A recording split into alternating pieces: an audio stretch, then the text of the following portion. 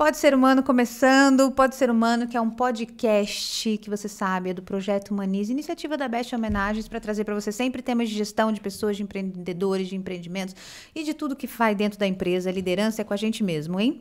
Hoje a gente trouxe um convidado muito querido, muito bacana, que vai trazer temas super importantes pra gente. Como sempre nesse canal, você já sabe que é temas que você usa no seu dia a dia. Se você começou a assistir, você já sabe que pode botar para quebrar no dia seguinte, sabendo botar em prática, e é isso que a gente tem nesse canal. Então, com vocês hoje, nós temos Maurício Pedro. Muito bem-vindo, Maurício. Obrigado, Vivi. Agradeço a oportunidade. É um prazer estar aqui contigo e vamos aí. Legal, gente. Olha só, o Maurício, ele é gerente de atendimento corporativo lá no Senac. É no Senac São Paulo? Senac São Paulo. Senac São Paulo. Ele é formado em administração, mestrado também em administração, já fez diversas pós aí, não é isso, Maurício? Isso. Marketing, tecnologia. Você gosta de estudar? Gosto. Acho que desde muito... Eu acho que é interessante essa questão, né, da aprendizagem, né, e de como a gente aprende. E eu acho que esse ponto, eu acho que de alguma forma sempre esteve relacionado, o trabalho e o aprender esteve relacionado à minha vida, né? Eu lembro muito novo, né, assim, tem uma estrutura familiar que acabou mudando, né, assim, eu tinha lá uns 10 anos, quando minha mãe resolveu se separar do meu pai. Então, isso mexeu muito, né? Então, aos 14 anos, eu fui trabalhar, né? Digamos, de sol a sol, que nem diz o outro, né? Assim, e fiquei 11 anos nessa empresa. E aí, a educação... Nossa, com 14 anos você ficou? Com 14 anos, Numa indústria de fertilizantes, foi uma grande escola para mim. Inclusive, acho que educação, aprendizagem, o trabalho e a área de recursos humanos, eles sempre, de alguma forma, sempre tiveram presentes desde que eu me lembro, assim, que me reconheço mais nesse mundo do trabalho, né? Mas só para dizer que realmente tem hora que eu vou olhar e a gente já fez muita coisa mesmo, assim, de curso, né? De formação, tem uma variedade bem ampla aí. Mas tentei sempre trilhar um caminho muito voltado para a área de gestão, né? Toda a minha formação é muito... dentro do campo da administração, né? A minha formação é em administração, depois fiz pós-graduações ligado à gestão, a marketing, né? Mesmo o MBA, obviamente que já é um curso ligado à administração, gestão, na área de conhecimento e tecnologia. O meu mestrado fiz na área de administração também, um mestrado em administração. Só que aí já com foco em aprendizagem, que aí tem tudo a ver com o que você está falando, né? Isso, claro. E como, né? Vamos falar de Senac, vamos falar de aprender, vamos falar de ensinar, vamos falar também de o que está sendo importante da gente treinar, porque o Senac é uma grande escola, né? Que a gente tem que respeitar muito e que pode trazer muita coisa boa para dentro das empresas, que é o nosso objetivo aqui, Sim, né? O sim. que a gente pode colaborar e contribuir, e talvez até caso, né, alguém ainda não conheça todas as soluções que o Senac tem aí para gestão, para liderança, a gente vai conversar aqui hoje. Bacana. Legal. À sua disposição. Muito bom, gente. Então é isso. Olha só que bom. Vamos aprender. Hoje nós vamos falar então sobre esses temas de aprendizagem que a gente acabou de falar. E eu começo perguntando assim, você me falou, desde os 14 anos fui trabalhar, mas continuei estudando. Nunca parou de estudar? Você chegou a parar de estudar? Não, nunca parei de estudar. Entendi. E eu ia te perguntar, todo mundo tem a mesma condição de aprender? De continuar estudando, assim, de aprendizado mesmo, né? Do ponto de vista da pessoa, sim. Né? Quando a gente olha para o indivíduo, acho que todos, inclusive, não tem idade para você parar de aprender, né? Você nasce aprendendo, porque você sai, né? Digamos assim, quando você nasce, você vai sempre aprendendo, né? E então não tem idade, inclusive, para parar de aprender. Todo momento a gente está convivendo e aprendendo. Então, agora, quando você olha para as condições, que eu acho que aí é uma outra questão, né? Assim, quando você olha para o ambiente, olha para o contexto, né? O acesso, né? Que as pessoas podem ter ou não ter, a educação que ela teve, a estrutura familiar que ela veio, né? Tudo isso influencia no que ela aprendeu. E não quer dizer que ela não aprendeu. Ela sempre aprendeu algo. Agora, a gente precisa olhar esse aprendizado, a gente está focando em quê? Está pensando em quê? Mas todo mundo tem condição de aprender, somos todos iguais nesse sentido, né?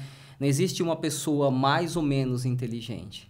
Tem pessoas com perfis diferentes, que podem ter facilidades para aprender coisas ou interesses, né? Na verdade, você acaba olhando muito para o interesse e pela estrutura de onde essa pessoa vê. Mas respondendo sua pergunta, assim, todo mundo tem as mesmas condições de aprender. Entendi. Mas você falou uma coisa muito importante agora, que são as questões, as experiências que as pessoas passam, né? Então, você está me dizendo, por exemplo, uma questão social.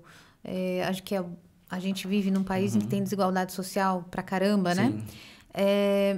As questões sociais, as questões emocionais. Você me falou, por exemplo, no teu caso, que os seus pais se separaram, né? Sim. Não sei até que ponto isso impacta, mas questão social, questão familiar, de estrutura familiar, o quanto isso impacta para uma criança que está indo para a escola, por exemplo. Eu sei que você não é especialista, né? Não é o pedagogo, Sim, né? sim. Mas o quanto, por exemplo, eu que sou uma profissional já, eu tenho a minha vida impactada pelas minhas questões sociais.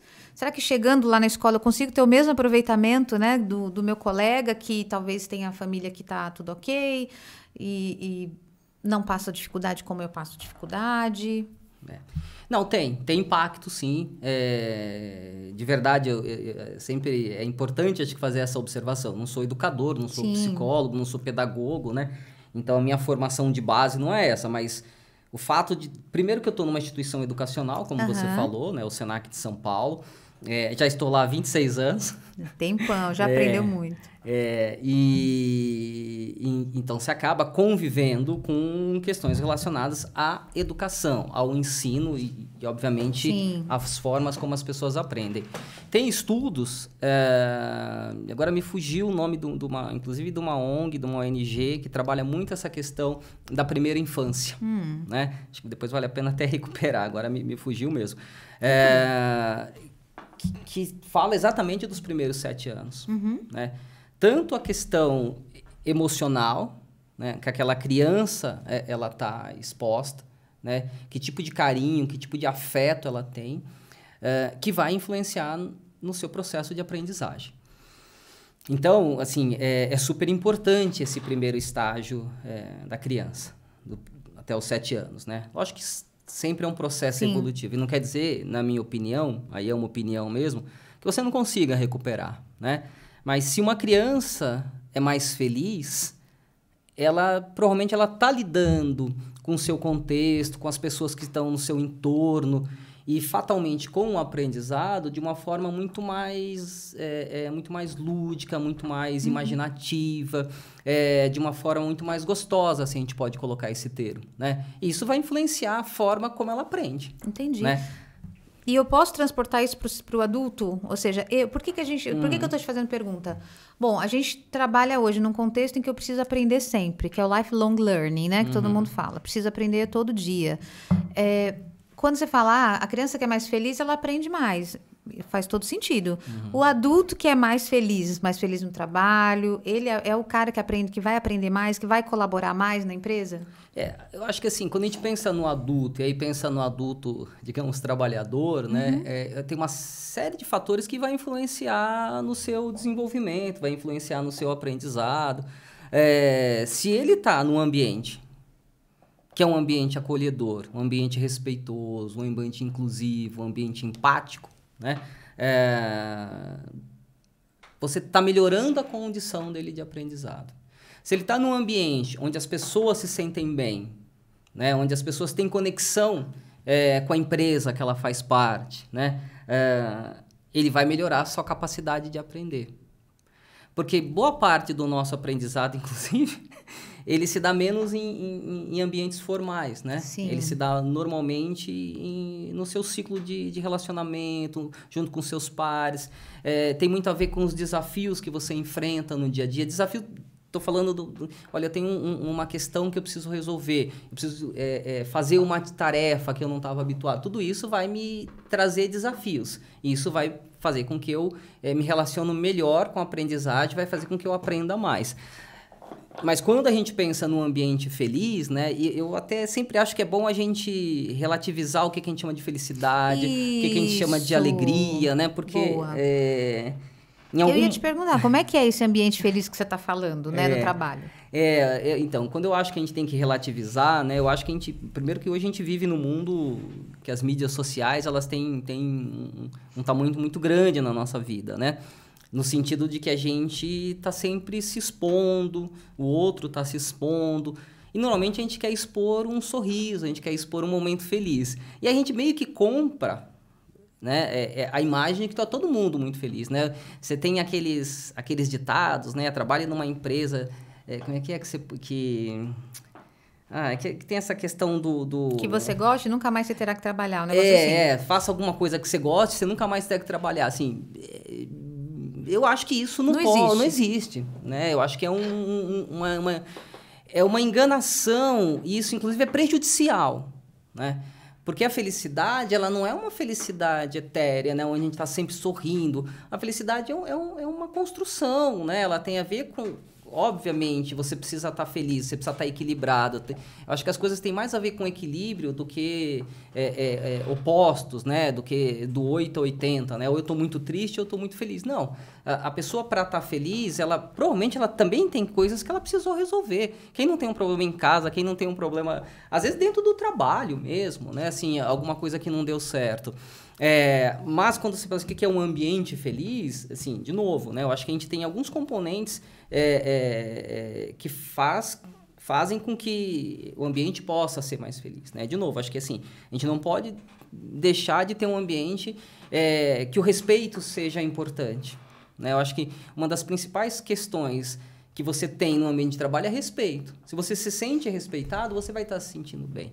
Se você sente que você tem outras pessoas que é diferente de você e isso não é um problema, também isso vai ser um fator que vai contar para esse aprendizado, né? E cada vez mais a gente percebe, quando a gente fala de diversidade, né? A gente pode falar de inclusão, mas quando a gente fala de diversidade e ter pessoas no mínimo diferentes, isso agrega, né? Você traz pessoas com perfis diferentes, com competências diferentes. Isso vai fazendo, inclusive, se você é diferente de mim, né? Você trabalha com comunicação, eu falei, eu trabalho com administração. Na verdade, tá bom. Você trabalha com o quê? Você trabalha com o quê? Isso aqui, na verdade, isso aqui é uma grande aventura, viu? Maurício, é uma grande aventura da gente. Eu sou profissional de RH, mas a gente tá aqui comunicando junto. Tá vendo? Nós dois. Então, mas bom, se você é um profissional de RH, você é formado em quê mesmo? Administração. Administração. Bom, mas você já deve ter visto aqueles testes, né, de conhecimento, de autoconhecimento, né? E tem aquele famoso do DISC, né? Sim, eu sou analista DISC. Então você conhece bem. Provavelmente seu perfil deve ser mais...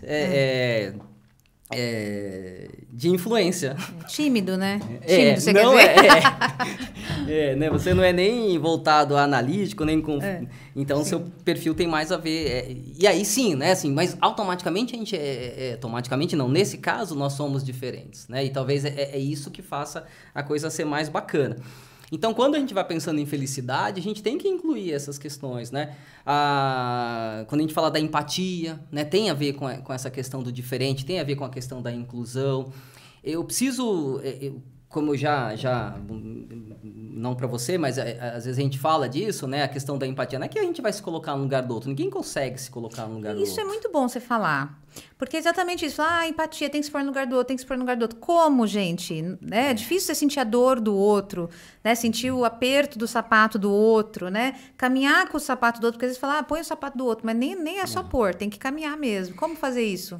Então acho que, de novo, né? Como a gente tem que relativizar a questão da felicidade, porque senão a gente acha que todo mundo vai dar risada o tempo todo, vai estar todo mundo realmente com uma postura que não é real. Né? Não é real dentro de casa. Vivendo só... Se você mora sozinho, você não vai estar dando risada toda, porque você vai ter alguma coisa para fazer. Ter alguma... que nem assim, não dá para você fazer tudo que você gosta. Né? Então, assim, mesmo se você mora sozinho, não estou falando nem se você mora com alguém, né? Então, assim, no trabalho você não convive sozinho. Então, conviver é uma construção que você precisa meio que fazer lá todo dia.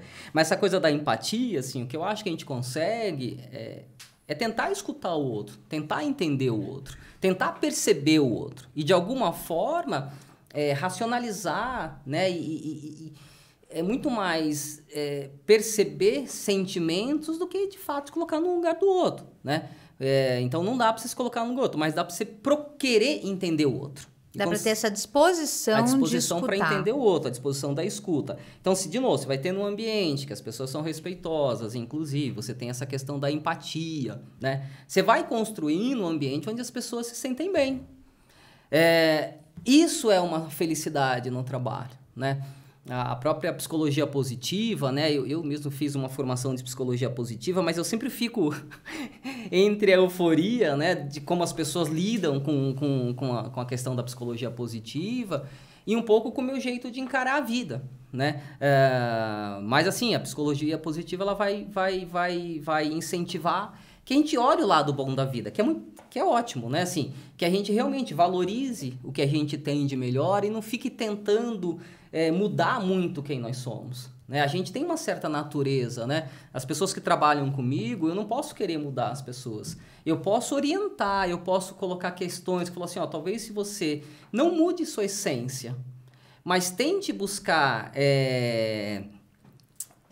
outros aprendizados, outras competências, inclusive ou principalmente comportamentais e atitudinais, que vão te deixar mais equilibrado, que vão te deixar mais produtivo. E se você é uma pessoa mais produtiva, automaticamente você é uma pessoa mais feliz, né? Então são questões que a gente precisa ficar olhando quando a gente pensa na questão da felicidade do trabalho. Se você trabalha, tá numa empresa, né? Por exemplo, a questão da justiça, né? Eu já me peguei muito sobre isso, né? Porque eu já, uma época eu falei assim, eu quero ser um líder justo. E trabalho para ser um líder justo. Só que a injustiça e justiça tem muito a ver com a relação como o outro ele se depara com uma situação, né? Às vezes você pega duas pessoas que entraram no mesmo tempo, que estão na mesma função, só que uma vai se destacar mais do que a outra. E você promove essa que destacou mais, a outra vai se sentir injustiçada. É natural, é do nosso comportamento humano, né? A gente... E agora, o que eu acho que vai fazendo um ambiente que as pessoas percebam que há um equilíbrio de justiça, que realmente o chefe não cria injustiças, né? É o reconhecimento do grupo. Porque, tudo bem, você vai se sentir dessa forma. E com o sentimento, às vezes, você não tem muito como lidar, né? Eu não posso, olha... É difícil. Você está sentindo isso, assim... É complicado, né? Assim, lógico, como gestor, meu papel é sentar contigo e te explicar e ponderar contigo por que eu tomei tal decisão.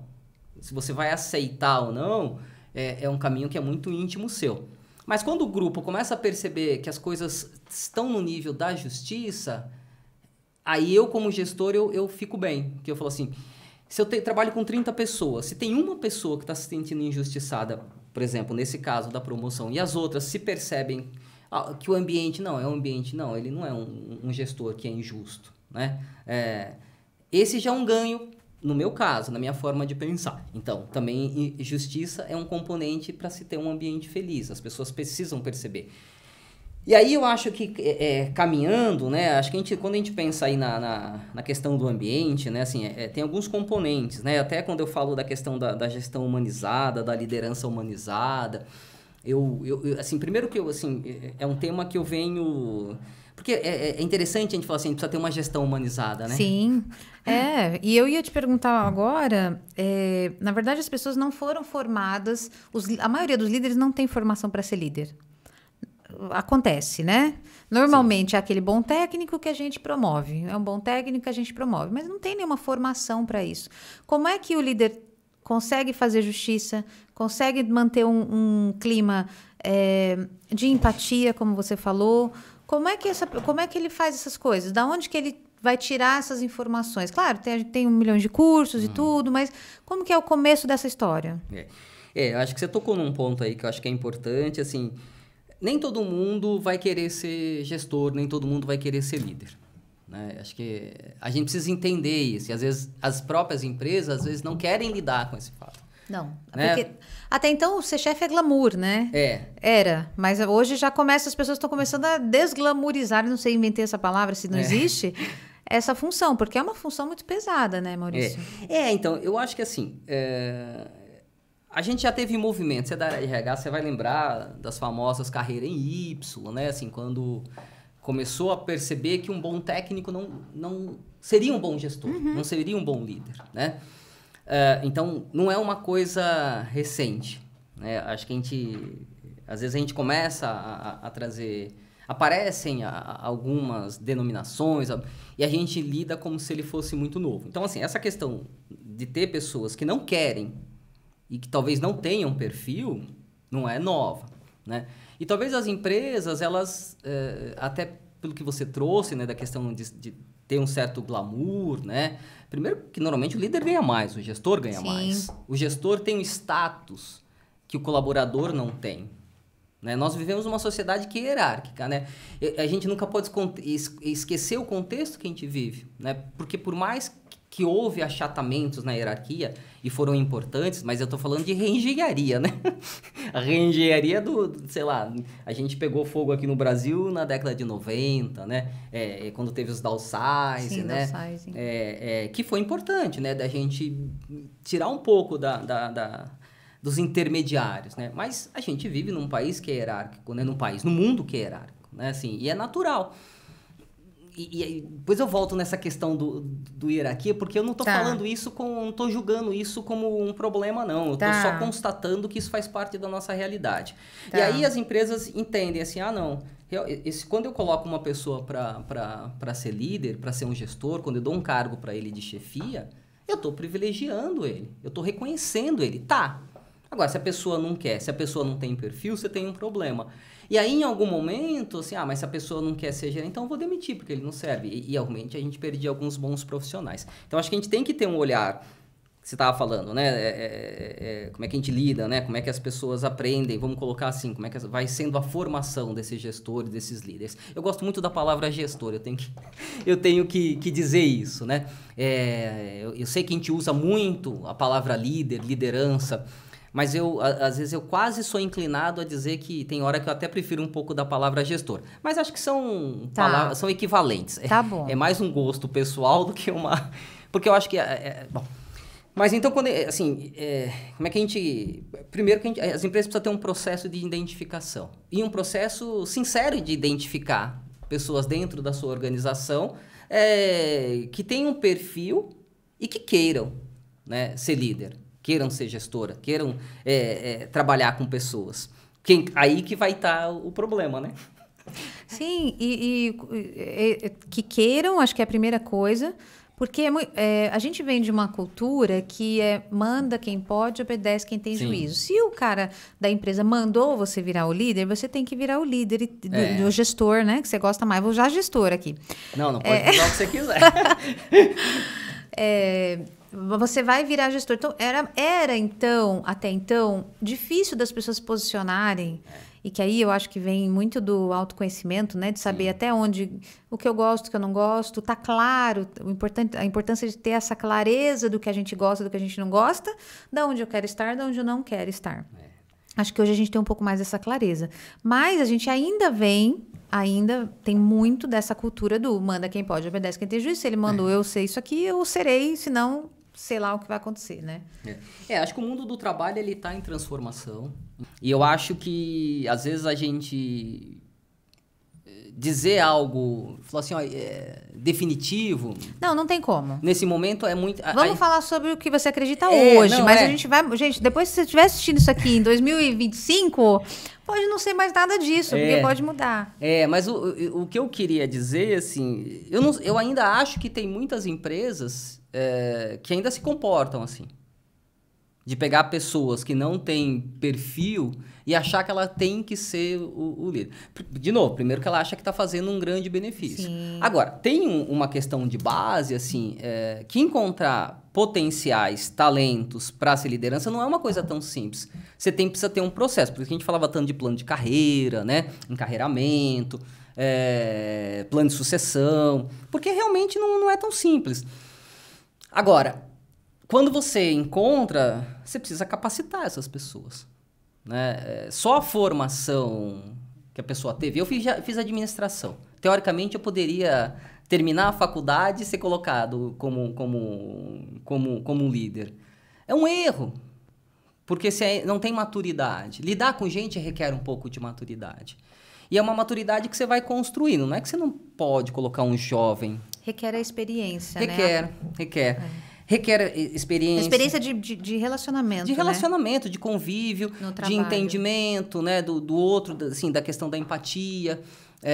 Requer ferramental, né? O ferramental às vezes é até mais fácil, você dá um curso de feedback, né? De gestão do tempo, você faz um team build, você faz algumas coisas que vão ajudar muito na condução de equipe. Mas você vai se formando, né? Como gestor. E é importante, de alguma forma, respeitar essa natureza do processo, né? O líder ele se forma por processo, né? Ele vai se capacitando por processo. Você pode ter mecanismos de aceleração, e tem empresas que fazem isso muito bem. Mas você precisa dar essa formação, né? Você dar o tempo um pouco para as pessoas. Tem empresas que investem mais de ter gente do seu próprio quadro, de trazer esse talento quadro. Tem empresas que trazem gente de fora, né? Estou falando de carreiras iniciais de liderança, né? Não quando você contrata um profissional já maduro. Mas acho que ainda muita empresa ainda pode cometer esse erro de colocar pessoas que não têm interesse, não têm perfil, mas eu estou te dando um salário melhor e eu estou achando que eu tô te beneficiando de alguma forma. Tô te promovendo? Tô te reconhecendo? Eu tô. Mas talvez a pessoa queira ser reconhecida de uma outra forma. E faz sentido, então, a empresa começar a perguntar mais? Ter uma gestão mais participativa? Ela precisa estar aberta, perguntar. A pergunta, ela precisa... Eu, quando pergunto, né, assim, eu preciso querer lidar bem com a resposta. Não com a resposta que eu quero. Porque às vezes eu pergunto, você quer ser chefe da seção? Você quer ser gestora? Você quer ser gerente? Qualquer nome. Eu vou te pagar, vou dobrar o seu salário. Às vezes você coloca a pessoa numa encruzilhada, né? Então, quando você faz um processo de perguntar, eu acho que você tem que estar aberto. E você tem que ter um processo, inclusive, que seja um processo de seleção mesmo. Porque você pode ter gente... o contrário é verdadeiro, né? Você pode ter pessoas que queiram ser... e talvez não tenha o perfil. É natural também. Porque a pessoa também está olhando para esse processo de crescimento. Não, para eu crescer, para eu ganhar mais, eu preciso virar líder. Só que a pessoa talvez ela não tenha. A empresa ela precisa ter esses dois olhares, né? Tanto ficar mais tranquila quando há uma recusa, como também, eu acho que isso talvez ela até faça melhor, né? Quando ela recusa alguém, né? É natural isso acontecer. Então, acho que os dois casos podem ocorrer, né? Tem até essa questão, a pessoa nasce como líder ou se ela pode ser capacitada. Eu sempre acho que as duas são verdadeiras, né? Que ótimo. Mas, assim, hoje, a gente se trouxe um pouquinho antes, né? Eu acho que vem mudando o perfil do líder, o perfil do gestor, né? A gente acho que tinha mais isso mesmo de requerer um líder mais impositivo, mais diretivo, né? E, de alguma forma, isso acho que vem se alterando. A gente tem trabalhado muito mais coletivamente. Aí eu acho que você falou um pouquinho da hierarquia, né? E era completamente verticalizada a hierarquia, e é por isso que você falou. As pessoas também queriam alguém que falasse o que se faz. Olha, faz Sim. isso, faz aquilo.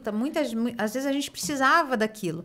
E hoje a gente já fala de eu não sei nem se posso usar, na verdade, estrutura é melhor, né? Uma estrutura horizontalizada. Horizontalizada. Mas hoje você tem, pelos métodos ágeis, né? Várias técnicas que indicam que dá para trabalhar, às vezes até com um grupo que não precisa nem ter um líder, né? Que eles auto se gerem, né?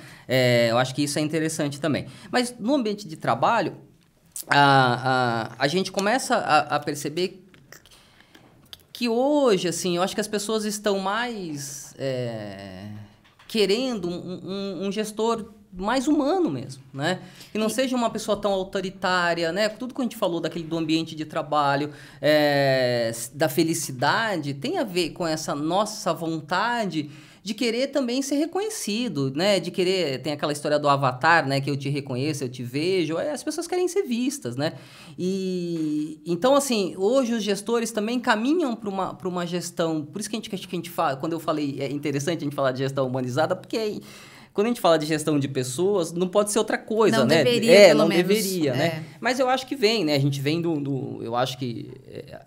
essa questão do chefe, do líder, ele vem da era industrial, né? Sim. Onde você realmente tinha um capataz Sim. ali, tinha uma pessoa que estava ali para ver se as pessoas estavam trabalhando ou não. Então, a gente tem uma história, né? De Taylorismo, de Fordismo, que eu acho que tá impregnada na cultura organizacional. Sim. A gente não muda isso tão simplesmente. Sim, é né? verdade. Então, acho que essas coisas vão fazendo... Mas eu acho que hoje, quando eu falo que o mundo está em transformação, é nesse sentido. Primeiro, que eu acho que os ambientes estão requerendo líderes que sejam mais humanos mesmo, que entendam o outro. As pessoas têm essa necessidade, né? Isso a gente pode falar em qualquer nível, tanto nível operacional, e aí eu fiquei pensando aqui, né, enquanto estava falando, talvez não mais um líder autoritário, tal, e eu concordo, acho que em muitos negócios, mas aqui eu fiquei pensando, por exemplo, uma questão de segurança do trabalho. Uhum. A pessoa está indo talvez sem o EPI, né? Nesse momento você precisa, Sim. de alguma forma, falar, você tem que colocar o EPI. Eu acho que aí são duas coisas, Tá. né? Assim, então separa aqui para mim. São duas questões. Quando você falou agora há pouco, eu ia retomar isso mesmo, assim, não é que você não tem que orientar, não é que você não tem que dizer o que as pessoas precisam fazer. Você precisa. É seu papel. E também é um papel muito difícil. Às vezes falar pro Sem outro dúvida. que o outro tá fazendo uma coisa que não é esperada dele, você vai causar um estresse. Maurício, como falar? Você falou até agora há pouco, um curso, de repente, um curso de feedback, sei lá o quê. O feedback ainda é um problema nas organizações. Porque uma hora fala que essa feedback sanduíche, outra hora, a gente teve aqui, se eu não me engano, foi a Ana, não, foi a Bia Nóbrega, que falou que tem que dar o feedback quentinho, mas não que queime a língua. Então, me ajuda aqui com esse feedback, por favor, de uma vez por todas, vamos ajudar o pessoal a dar um feedback decente, que ajude, que agregue, que oriente, que leve ele a produzir melhor, e não que ele fique chateado, triste, tipo, eu não sirvo mais, e aí por diante. Então, a primeira coisa, né? Já olhe para eles e diga, meu filho, você vai dar o feedback? Preste atenção nesse Maurício aqui, por favor. Não, a primeira coisa, assim... Como é que você quer receber essa orientação? Né? Acho que é o primeiro ponto de partida, assim. Como é que eu quero ser orientado ou reorientado? Ou ter chamado a atenção de um comportamento ou uma atitude que não é adequada? Como é que eu quero receber isso? Então, acho que, assim, sempre é o primeiro ponto. Que, inclusive, de novo, tem a ver com empatia. Tá. Né? Assim, é isso. O primeiro ponto é esse. Eu quero ser tratado como? Eu vou tratar os outros de que forma? Aquela história de que eu cumprimento... se eu encontro o meu diretor no elevador, eu falo, bom dia, né, Joaquim. Não é Joaquim, tá? É só um exemplo. E aí, eu encontro a pessoa da limpeza que, por acaso, depois pegou o elevador no outro andar e eu nem olho para a cara dela, isso talvez diz muito do gestor. Diz muito de como eu vou dar o feedback. Então, o primeiro ponto é esse. Eu acho que a gente precisa tratar o outro como a gente gostaria de ser tratado. E eu espero que você gostaria de ser tratado bem, com respeito, né? Essa é uma questão. Acho que o feedback tem mesmo essa coisa. Eu acho uma grande ferramenta, né? Eu acho que não, as empresas não deveriam abrir mão dessa ferramenta. Eu lembro, vou fazer um parênteses e volto para o feedback. Eu me lembro daquela discussão recente, nos últimos 5 anos, um pouco mais, da avaliação 360, né? E até a avaliação de desempenho, né? Acho que foi uma grande discussão, né? Se você transforma isso, como era o caso, que o debate era esse, você transformou isso numa coisa burocrática, avaliação de desempenho, você transformou numa coisa burocrática, que você tinha lá a cada 6 meses ou a cada 1 ano, você sentava com a pessoa para dar e você fez disso uma coisa muito burocrática. E realmente gerava promoções, mas burocratizou o processo. E se a gente está falando de novo de gestão humanizada, eu tenho que tomar muito cuidado para não burocratizar o processo e não fazer as coisas por fazer. E quando a gente trabalha em organização, na minha visão, às vezes a gente tende a deixar a tornar aquilo um hábito e sem, às vezes, refletir muito sobre que impacto com aquilo está causando. A gente teve... dentro do Senac, recentemente, conversando, né, com colegas sobre... a gente tem lá o PDI, né, o Programa de Desenvolvimento Individual. Eu tenho que tomar cuidado para não comer as palavras, porque eu vou falar... Blá, blá, blá. O Programa de Desenvolvimento Individual, né? Eu acho importante, eu acho fundamental. Agora, se você não está como RH, né? Se você não está refletindo sobre como você está fazendo isso, Que impacto que está tendo? Porque às vezes você teve um grande... Eu fico imaginando assim, né? Eu como área, né? A gente teve um grande esforço para implantar um processo de avaliação de desempenho. Contratei consultor, fiz formulário, treinei todos... Aí eu fico assim, eu vou agora ter que mudar? Às vezes você precisa mudar. Só que, às vezes, a empresa não quer mudar, porque ela já está com... já investiu. E a coisa fica rodando. Depois de 5 anos, você fala assim, mas isso não deu resultado, não está dando resultado. Sim.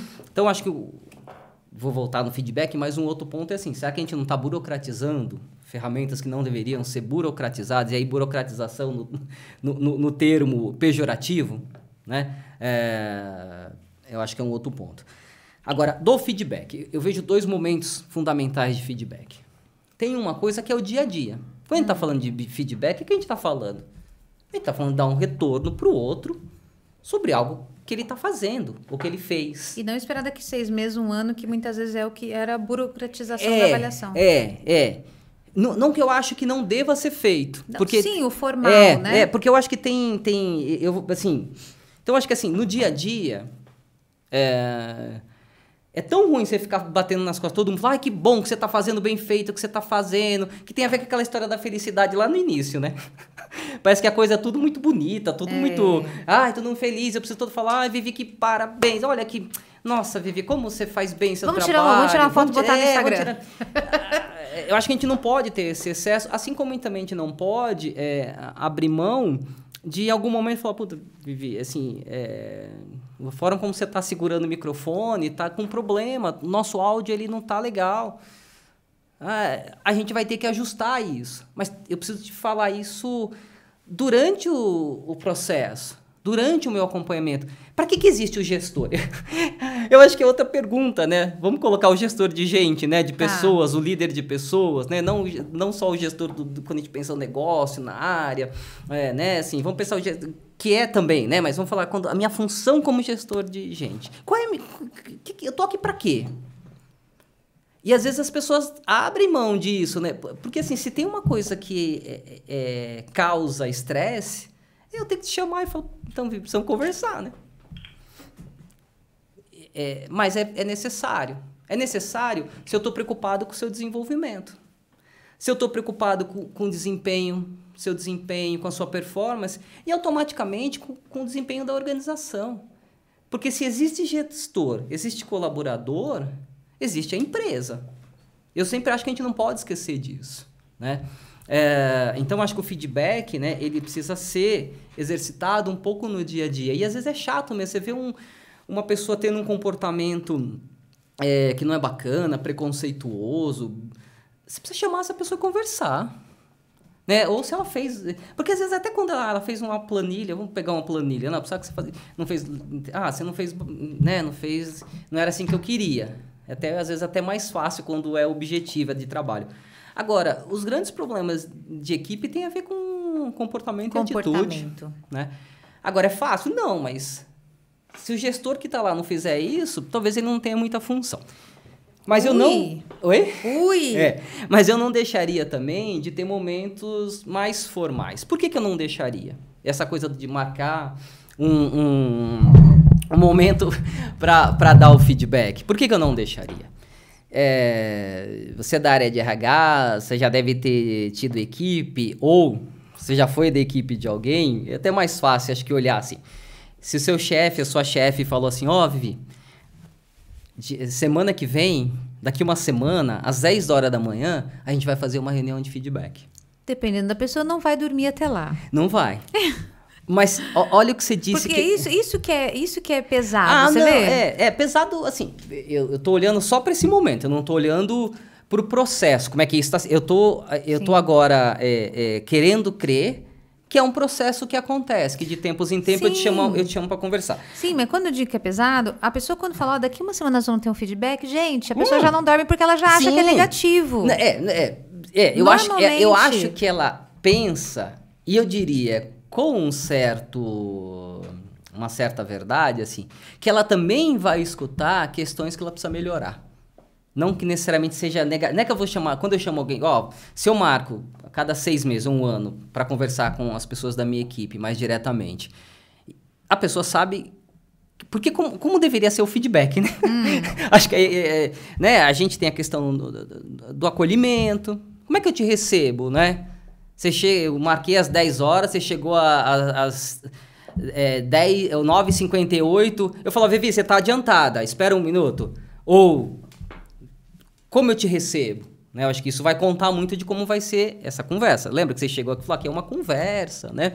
Eu tô acreditando nisso, e tô assim falando, aí você vai então, assim, se eu chego para uma conversa, então o primeiro passo assim, é básico do feedback, como é que eu acolho a pessoa, né? Como é que eu recebo, eu como gestor que vou fazer o seu feedback. Acho que tem gente que fala assim, é melhor você sentar do lado. Eu não vejo problema nenhum de você sentar na frente. Eu acho que a questão não é só a posição. Lógico que tem uma questão, tá do lado, né? Você tá ali, né? Tá ao lado, não tá... Acho que tem gente que considera isso, não acho que isso é o fundamental. Mas eu vou sentar com você e provavelmente você já vai saber o que a gente vai conversar. Então a gente vai falar mesmo de questões que eu acho que vale a pena a gente rever. Questões que você...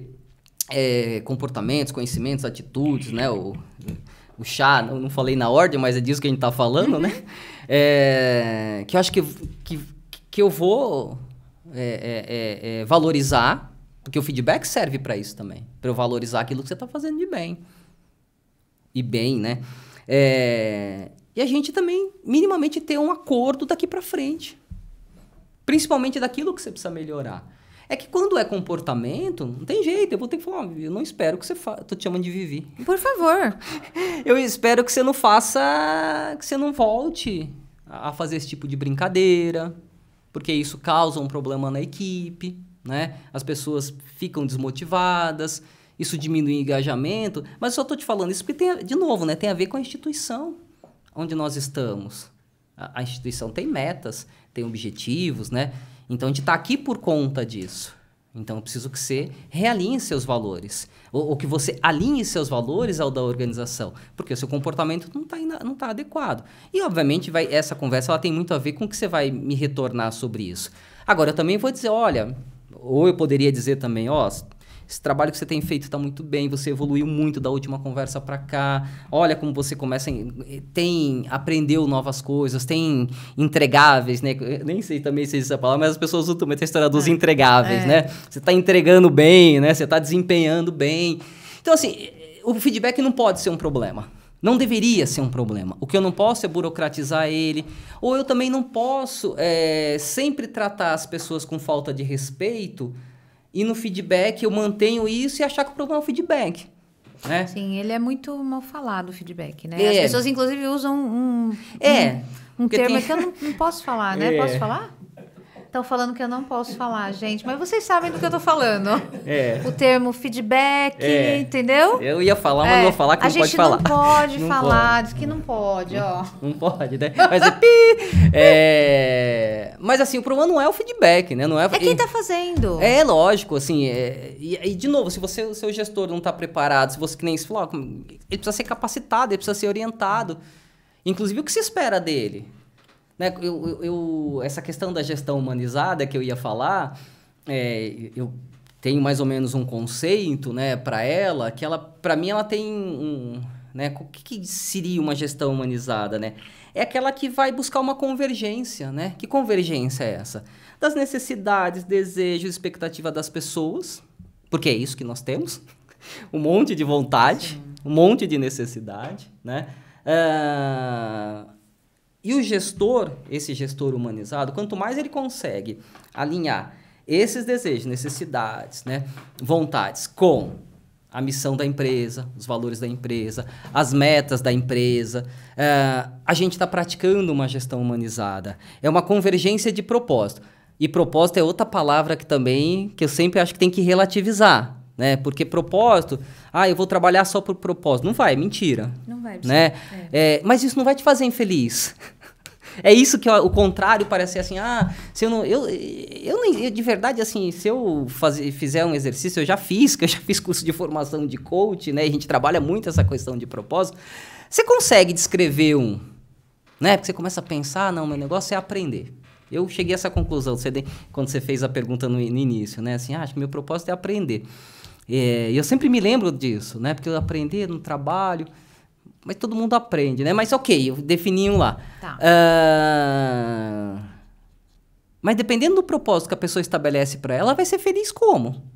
Né? Se ela acreditar mesmo... Agora, então, propósito, só fazer esse parênteses, acho que a gente tem que tomar um cuidado com o uso dessas denominações e como que a gente encara ou como a gente vende, né? Então, assim, eu preciso, aquela história do CV, vou trabalhar num lugar, como é que é? Trabalho num lugar onde você não precisa trabalhar, que você gosta, você não precisa trabalhar. Assim, não sei como é que isso corresponde. Mas não tem nada a ver com felicidade, não tem nada a ver com equilíbrio, né? Não Então, tem você nada está separando o propósito... eu tô querendo... É que eu fiz um parênteses para propósito, mas o que eu queria dizer de gestão humanizada ou do líder humanizado, assim, é esse que consegue fazer uma convergência entre as necessidades, desejos, expectativas das pessoas ou da pessoa, e normalmente é das pessoas, com a meta, com a missão da empresa, com os valores. Quando você consegue fazer esse trabalho de convergência, as pessoas tendem a se sentir mais felizes. Então, dá para ser um líder humanizado e também um líder de performance, que traz performance. Porque as pessoas acham que, muitas vezes, tem o estigma de, o humanizado é o bonzinho que passa a mão na cabeça. E não é sobre isso, né? Não, de maneira nenhuma. O que é, então, o líder que é o líder humanizado e que traz essa visão, missão, valores, sei lá o que mais que... eu trabalho no Senac, né, como eu já disse, e eu sempre gosto de dizer isso, porque eu estou lá há 26 anos. Construí boa parte da minha carreira lá também, né? Eu trabalho numa área comercial. Tá. Né? A minha área é uma área comercial, que a gente chama de atendimento corporativo, né? Que é uma área que desenvolve soluções customizadas de treinamento para as empresas. Né? Tanto aí empresas públicas, privadas, em educação, que é o que nós fazemos. Né? Eu sou cobrado por isso. E eu estou numa instituição que a missão é desenvolver pessoas, né? Educar pessoas. Sim. Né? Olha que nobre, né? Não é nobre? É o mais nobre. Não é? Sim, muito. Então, a gente tem programas, assim, que às vezes a gente trabalha com muitas prefeituras, normalmente com um público mais vulnerável, né? A gente já trabalha com alguns programas governamentais, a gente trabalha com a Fundação Casa, né? Que são jovens em vulnerabilidade, as meninas... Vocês dão formação? O que vocês fazem? A gente dá formações iniciais, né, que a gente chama, aquelas formações mais básicas, não é educação formal, né, não é educação de base aí. Mas assim, são cursos, até cursos curtos que a gente dá, são 2 meses e meio. Eu adoro usar esse exemplo da Fundação Casa. Tá. São cursos de 2 meses e meio, mais ou menos. A gente está 2 vezes por semana nos Casa, ele chama os Casas, né, da Fundação Casa. E são 4 horas por semana. Então, a gente está falando de 2 horas aí cada ida. Uhum. E a gente, assim, mesmo assim, a gente consegue, ao final desses 2 meses e meio, fazer transformação. A gente percebe a transformação do jovem. Normalmente são meninos, porque tem poucas meninas, ainda bem, mas tem muitos meninos, né? Mas o que eu quero dizer com isso, quando eu falo de a missão do Senac? Quando eu olho a missão do Senac, olha, eu consigo aplicar ela, eu consigo ver ela concretizar. E quando a gente começou a trabalhar na Fundação Casa, isso já tem... deve ter uns 5, 6 anos. Houve um estranhamento natural dos docentes, dos técnicos, porque a gente não estava habituado a trabalhar com... A Fundação Casa tem um estigma, né? Claro. Né? Você vai trabalhar com jovens que estão em reclusão social, né? Privado de liberdade.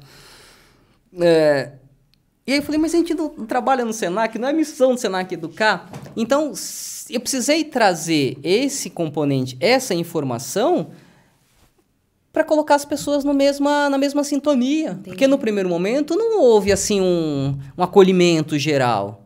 Que bacana! Houve um estranhamento. Mas a partir do momento que você começa a explicar, começa a falar, mas você não fala que você é educador?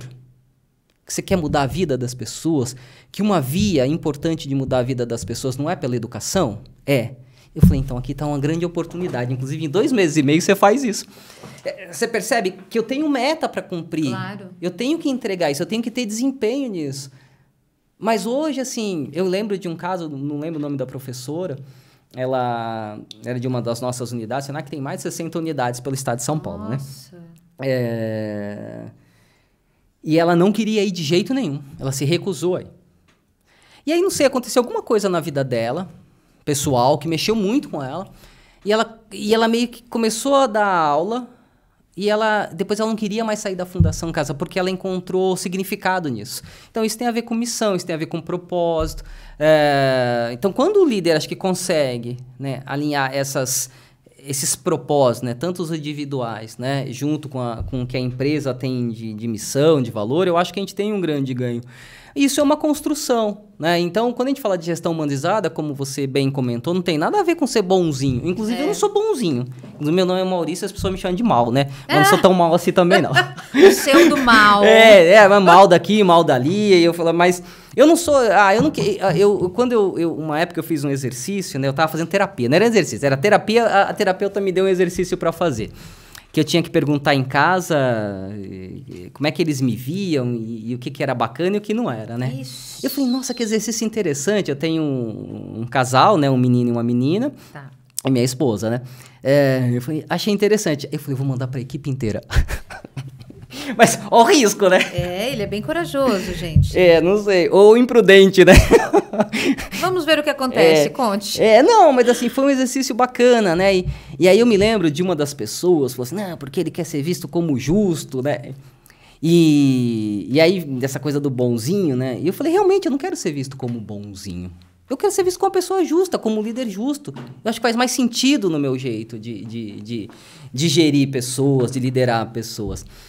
E eu trabalho numa área comercial, né? Assim, então, acho que quando a gente está falando de desempenho, quando a gente está falando de meta, e quando a gente está falando de gestão humanizada, uma coisa não tem nada a ver com outra. A gestão humanizada nada ou muito próximo, muito sinteticamente, sintetizando, é você tratar o outro como ser humano, como você quer ser tratado, né? Então, acho que esse é um caminho, mas realmente não tem nada de bonzinho nisso. Não é que eu sou ruim, né? Também você não pode ser ruim. Agora vamos entender isso aqui melhor. Vamos entender melhor, gente. Porque ele primeiro vem com o apelido de mal, depois... Não, tô brincando, Maurício. Legal. Mas você não tem que ser nem bonzinho nem ruim, né? Você não tem que ser... Não é sobre isso, né? É sobre eu lembro do profissionalismo. Do livro do Maquiavel, do Príncipe de Maquiavel, né? Que fala muito disso, né? Que tem líderes que eles vão... É conhecido, né, isso, né? Eles vão fazer sua liderança com base no medo. As pessoas têm medo. Tem líderes que vão fazer isso com base no amor, né? Aquela pessoa, né? Então, são duas... E ele até coloca que o bom é você ter um pouco de equilíbrio nas coisas. Mas você não tem que gerir pelo terror, pelo medo, né? Eu acho que isso é muito ruim, né? Quando você falou, eu chamo alguém para o feedback, a pessoa já fica assim. Agora, voltando no feedback, né? Assim, as pessoas ficam assim porque de verdade é um momento de reflexão, é um momento que a gente vai falar da gente, né? E aí, assim, às vezes você não quer falar daquilo que é vulnerável, né? Daquilo que você não está bem. Então, acho que é isso que causa. Mas... esses momentos, quando você falou assim, você usou isso, eu ia lembrar, né? Você falou assim, a gente fica uma semana sem dormir. Você fica uma semana pensando, refletindo. E isso vai te levar a ser um ser humano melhor. Isso eu acho bacana. Quando você começa a refletir muito, né? Fala, olha, será que ele vai falar disso? Vai falar daquilo? Será que o que eu fiz? E o que eu estou fazendo? Você está pensando sobre você. Isso é, inclusive, um jeito de aprender, né? Isso é melhor. Faz todo sentido. E você falou, né, que na verdade a aprendizagem é um processo de mudança de comportamento, que é ou seja, se eu aprendo alguma coisa hoje, aí você me contou, né, da Fundação Casa, que você vê a diferença. Que tipo de diferença você vê depois que você ensina alguém de alguma coisa? Eu estou falando disso dentro do exemplo que você me deu, mas isso dentro da empresa também, né? Sim, como eu percebo que até o feedback que eu dei funcionou, se não funcionou, a gente está vendo que é uma mudança de comportamento. O que você viu lá, por exemplo, que você pode contar pra gente? Não, lá, assim, quando você tem... Exemplos. Não, tem outros, mas esse caso de vulnerabilidade, assim, primeiro, normalmente, às vezes os jovens podem estar com uma baixa autoestima. Só o fato de você perceber que eles saem muito, muito mais motivados. Uma vez a gente foi fazer uma entrevista lá, que era para um jornal, né, de televisão, e eles estavam fazendo uma matéria e com a Fundação Casa. E aí eu fui lá, porque eu era o porta-voz do Senac, e eu fui conversar com um jovem. Ele estava no 4º curso. Ele tinha um plano de vida, ele tinha um plano de carreira. Ele tinha feito marketing, tinha feito empreendedorismo. Ele falou, mas porque quando eu sair daqui... né? Então, você, no mínimo, está lidando com o futuro das pessoas. E lidar com o futuro das pessoas é uma coisa muito bacana, assim, a projeção é muito bacana, né? A gente olhar daqui para frente e mirar em algo que a gente quer chegar, um lugar onde nós queremos chegar, é bacana. Só que para fazer isso eu preciso mexer agora, mudar agora. Então, quando você, no caso desse do jovem, né, isso é nítido. Agora, esse é um curso de formação de líderes. O curso de formação de líderes são cursos mais curtos, né? Normalmente, né? Assim, se você faz um curso que é muito dinâmico e provoca essas reflexões, porque é isso, você tem que provocar essa reflexão no outro. Porque se a pessoa... Às vezes, assim, o líder ele é até um mau gestor porque ele nunca foi orientado adequadamente, nunca participou de uma formação adequadamente e nunca fez uma autopercepção, né? Ele não se percebe que ele está agindo de uma forma que não é bacana. Então, os cursos de formação servem para isso também. Mas ele precisa ser dinâmico, ele precisa ser vivencial, né? Ele precisa despertar no outro essa reflexão. Essa que você falou assim, eu fico uma semana inteira. Eu vi uma coisa lá no curso, nossa, eu estou me reconhecendo, né? Então, isso é transformação, né? Ótimo. E falando sobre curso... existem técnicas que as pessoas aprendam mais, porque a gente vê que numa palestra, 10, 20% do que a gente ouviu, a gente sai dali e vai lembrar depois e olhe lá, né? Então, a absorção é muito pequena. Então, você está me falando, tem que fazer pensar. Por que eu estou te perguntando isso? Porque a gente tem o pessoal de treinamento e desenvolvimento que está aqui ouvindo, né? O pessoal de RH, líderes, N posições aí que podem... que fazem essas formações, esses treinamentos dentro da empresa. E assim, gente, está saindo de lá com 10% de absorção, ou seja, não vai mudar nada. Você está gastando dinheiro da empresa, gastando o tempo dos gestores, que também é o dinheiro da empresa, mas na verdade você não está fazendo transformação. O que faz realmente a pessoa ter uma transformação, aprender de fato? Não vai ser só o curso. Legal. Acho que é importante dizer isso, né? Até falando de curso, né? Assim, a gente quer sempre muito avaliar, né? Olha, o investimento que a empresa está fazendo, será que está retornando? Não é simples, nunca foi e eu acho que não vai ser. Porque quando você faz uma formação, você investe em alguns programas, né? Você consegue fazer avaliações correlatas, né? Sempre penso nisso. Você está com uma equipe de atendimento, uma equipe de marketing, uma equipe comercial, uma equipe de líderes, né? Você tem como fazer avaliações correlatas. Vamos supor, né? Vamos pensar nos líderes. Eu tinha muita reclamação. Você está me dizendo como mensurar. Mensurar, isso. Eu tinha muita reclamação. Se depois de uma intervenção elas diminuem, o investimento está valendo a pena. Se eu tenho um pessoal de atendimento, né, assim, eu estou sendo mais produtivo, bacana, né? O pessoal comercial, estou vendendo mais. Então, tem várias formas de você mensurar. Mas o treinamento, por si só, ele não vai responder, ele não vai mudar a cultura da empresa. O treinamento ele tem que estar inserido dentro de uma cultura. Então, acho que é o primeiro aspecto quando a gente pensa em treinamento e desenvolvimento. Tá. E as estratégias para eles fixarem mais.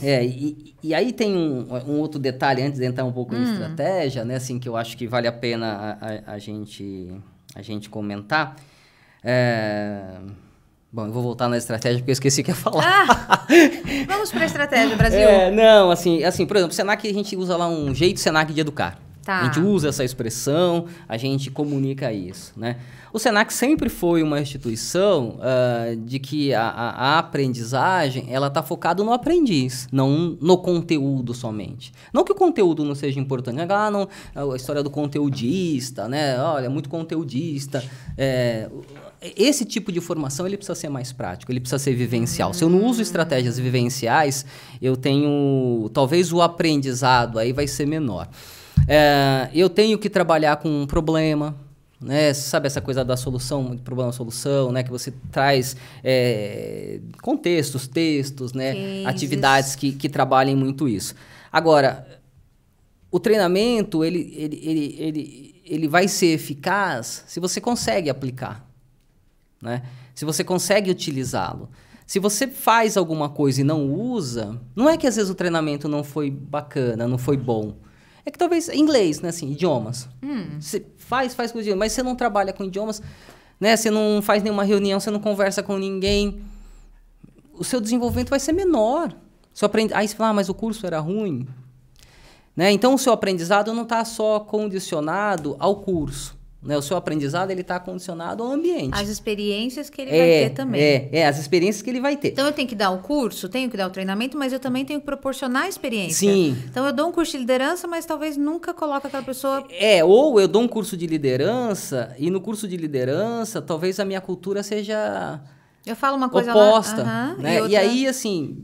Então, não adianta você dar um curso de liderança se a direção da empresa ela acaba fazendo com que forme uma cultura, que tenha uma cultura que vá brigar um pouco com essa formação, né? Agora, essa coisa da experiência, né? Assim, muitos autores falam isso. Eu falei, eu não sou da área de educação, né? Mas a gente se vale muito do Roberto Freire, Roberto Freire, do Paulo Freire. Roberto Freire é um outro escritor, inclusive. Tem dois Roberto Freire, um que é político, um que é o escritor, né? Quando veio o escritor aqui, eu li um livro quando era jovem, que era muito bacana, que era Sem Tesão Não Há Solução, que eu acho que é um livro muito legal, né? E acho que tinha um coiote também, mas não tinha nada a ver com... A nossa conversa não tem nada a ver com Roberto Freire, tinha a ver com Paulo Freire, né? Bom. Mas outros também, né? Piaget, todos vão falar, assim, da importância do contexto, né? As pessoas aprendem muito em função do seu contexto. Então, se o treinamento que eu estou dando tem correlação com o meu contexto, né? Se as coisas que eu estou aprendendo têm a ver com o meu contexto, eu vou conseguir me desenvolver mais, aprender mais. Quando você falou da palestra, né? Palestra é um outro componente, né? Acho que a gente tem que enxergar as coisas, às vezes, separadamente para entender, né? Eu lembro...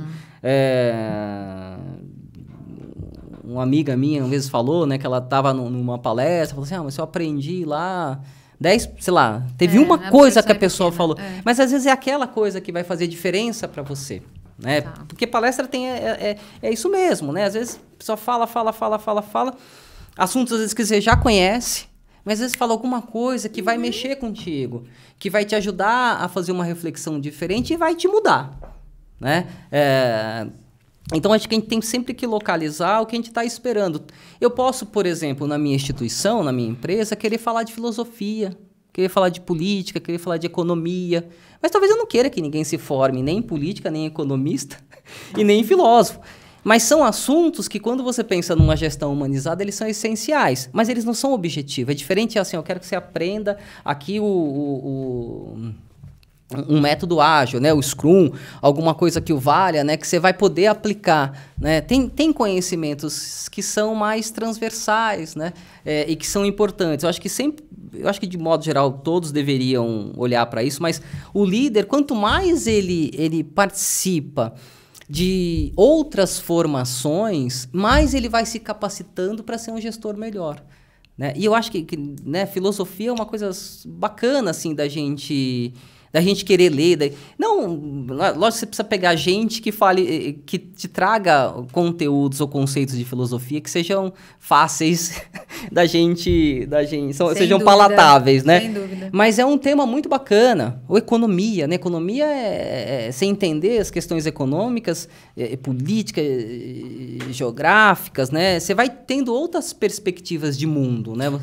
Mas é o que você falou, tem que ter um contexto. Tem. Né? Tem que ter um contexto. Então, acho que primeira coisa, tem que estar muito ligado, e é isso que eu vou te perguntar agora, os treinamentos que a gente faz, porque, primeiro, como eu mensuro, você já me disse, por exemplo, tem menos reclamação, sei lá, no código de conduta.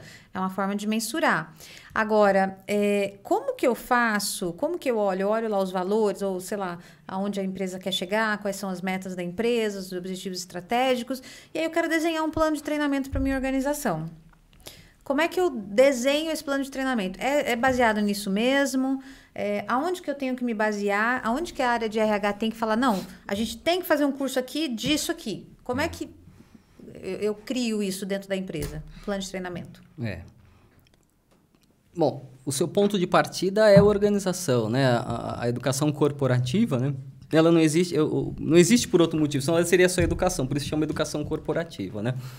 E então ela tem relação, de novo, com a missão da empresa, com os objetivos estratégicos daquela empresa. É a partir daí que eu vou construir meu plano de desenvolvimento, né? Não tem outro caminho. Isso posto, eu posso olhar para as áreas, né? Uma área de finanças, o que eles precisam? Uma área de compras, o que precisa, né? Mas o gestor de compras, ele precisa saber o que ele precisa também, né? Ou eu preciso ajudá-lo a fazer isso. Mas eu preciso fazer esse levantamento, né? Então, eu como RH, faz sentido eu sentar lá com o gestor de vendas, caso ele não tenha, não saiba o que fazer. Esse é o meu papel também. Também. Às vezes, assim, a gente é uma área comercial e a gente conversa muito com interlocutores das empresas, né? Normalmente, o que se tem é um problema. Uhum. Né? Então, às vezes... Nasce daí a necessidade. O business partner, né, que são os RHs, né, que estão dentro das empresas, que vai conversar com as áreas, com as unidades de negócio, assim, o que ele vai encontrar é um problema. Agora, quem é capacitado para desenhar uma solução é mais o RH mesmo, né? Não é assim, eu não vejo como um problema, né? Às vezes o gestor da área de negócio não ter a solução, não é a função dele, mas ele precisa entender o que está causando o problema, o que ele precisa melhorar. Aí, acho que o RH ele tem essa função de procurar a melhor solução, né? O melhor jeito de se fazer aquilo. Às vezes pode ser né? E hoje você tem os formatos digitais, né? Educação à distância. Você tem várias maneiras de compor um portfólio. Portfólio é uma coisa interessante, que tem a ver com aquela história que a gente falou do desempenho, né? Eu acho que os RHs, às vezes, eles começam a montar um portfólio e esse portfólio, rapidamente, ele fica meio... Obsoleto. E é natural. Assim, eu queria dizer que é natural isso, né? Ele ficar obsoleto. Porque ele tem tempo mesmo. E algumas temáticas, elas vão ser... De modo geral, ela precisa ser sempre revivada, ela precisa ser sempre discutida. Liderança é um tema, assim... Eu desde quando eu... desde pequenininho... Quando eu falei, né, comecei a trabalhar com 14, com 17 eu fui trabalhar na área de RH. Eu lembro da gente fazer isso, estou falando em 87, né? Uma época que estava muito em voga a liderança situacional, o gerente minuto, né? Tinha do Kent Blanchett, que tem o gerente minuto, que é um dos autores aí da liderança situacional. Mas até hoje a gente faz liderança situacional e eu acho fantástico, precisa fazer mesmo, né? Até porque às vezes você vai trocando, vai mudando as gerações de gestores, de líderes, né? Mas é uma temática que é permanente. E aí, assim, porque gerir gente é uma coisa... é uma coisa complicada, viu? Muda demais, né? Muda demais. Então, existem treinamentos, por exemplo, que já nem faz mais sentido fazer e que talvez ainda tenha empresa fazendo? Vou tomar água. Toma, gente, porque eu acho que tem. Eu acho que tá rolando ainda. Eu acho que a gente vive de modismo, Fala a verdade. Né? A gente vive muito de modismo, né? E às vezes, né, olha... Vamos abraçar a árvore, aí sai todo mundo abraçando a árvore. Tá. Não tem nada contra abraçar a árvore, tá? E eu preciso entender se isso vai fazer diferença, porque alguns... Eu me lembro dessa coisa da abraçar a árvore, deve ter alguém que faz ainda, eu não sou contra não, viu? Tem um pessoal ali que parece abraçar a árvore. Não, e tem empresas que devem utilizar desse método, dessa metodologia. Tem várias formações que eles mexem muito com a pessoa que faz o treinamento. E, na minha opinião, às vezes tem um impacto muito momentâneo. Acho que tem até quase prazo de validade. Eu vou dar um exemplo próprio. Quando eu fiz a formação em coach, minha turma devia ter umas 60 pessoas. Umas 59 achavam que ia sair dali ganhando muito dinheiro. Sim. Que iam poder cobrar... 3 mil por sessão, alguns achavam que R$300 já estava bom, mas estava com essa expectativa, né? Eu acho que eu estudei no mesmo lugar que você. Eu acho que eu fiz a mesma formação que você, hein? Minha formação não foi ruim, não, mas às vezes a gente cria essa expectativa. E era um processo muito intenso, né? E quem faz o curso, como tem cursos de liderança que são muito intensos, mas aquilo ali vai passando, você vai entrando para a sua realidade, vai se deparando com o contexto. E é natural que nem tudo que você aprendeu, nem tudo que você achou que aprendeu, você consegue aplicar. E a gente trabalha muito, e tem programas, como você talvez tenha pensado, trabalha muito com isso, né? Com essa coisa momentânea ou com o modismo. Então, acho que a gente tem que tomar muito cuidado com o modismo, né? A gente tem que... E aí, de novo, né? Assim, o que eu quero, por que eu quero isso, que impacto que eu acho que isso vai ter, como esse treinamento vai entrar dentro do contexto da minha empresa. Vou treinar meus 200 líderes, né? Acontece muito isso. O Eduardo Carmelo... E eu vou achar que isso vai mudar de uma hora para outra. Não vai. O Eduardo Carmelo veio aqui. Um abraço para o Eduardo Carmelo. Ele é maravilhoso. Também. Ele é. E ele falou muito sobre a gestão da singularidade. Ele falou sobre isso, de você colocar 200 líderes para fazer um curso que, às vezes, 12 precisava.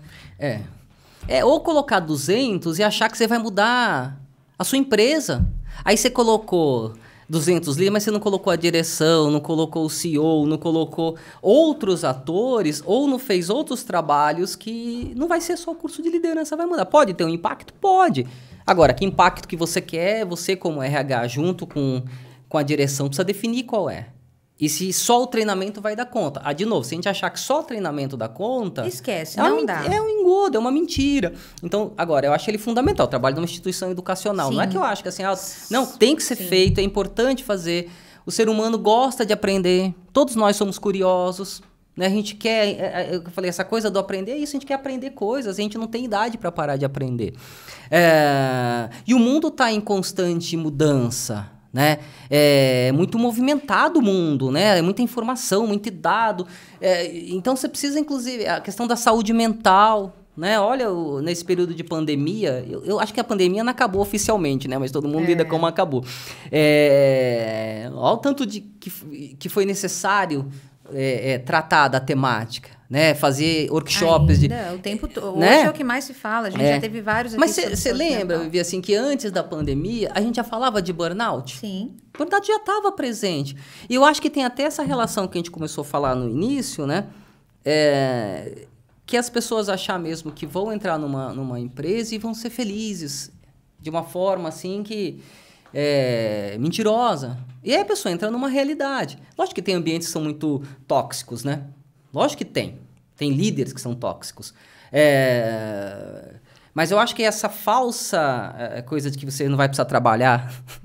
você vai, existe. Não existe, assim. Vou estar num lugar que não existe mesmo. A nossa vida não é assim. E olha que eu sou uma pessoa super positiva, né? Eu sempre acho que um dia é melhor do que o outro. Né? Quando eu acordo num dia, eu sempre falo assim... esse dia... quase uma coisa intuitiva. Né? Eu acho que o dia vai ser melhor do que o outro. Às vezes ele não é. Às vezes eu tive dias que não foram. Sim. Mas a minha perspectiva de futuro quer me levar para um lugar melhor. Ponto. Então eu acordo com essa crença. Né? E uso dessa crença. Mas não é. Então, antes da pandemia já teve o burnout. Agora nós tivemos... A gente já começou a falar muito de saúde mental, que né, no final das contas está dentro do mesmo campo, talvez problemas diferentes ou problemas somados, né? Mas nem sei por que a gente entrou nisso. Bom, nós temos isso que nós estamos falando aqui de aprender, de viver, de experimentar. Bom, para a gente falou aqui um pouco de engajamento, a gente falou de meta, a gente falou... Bom, o RH está ali também para ele ajudar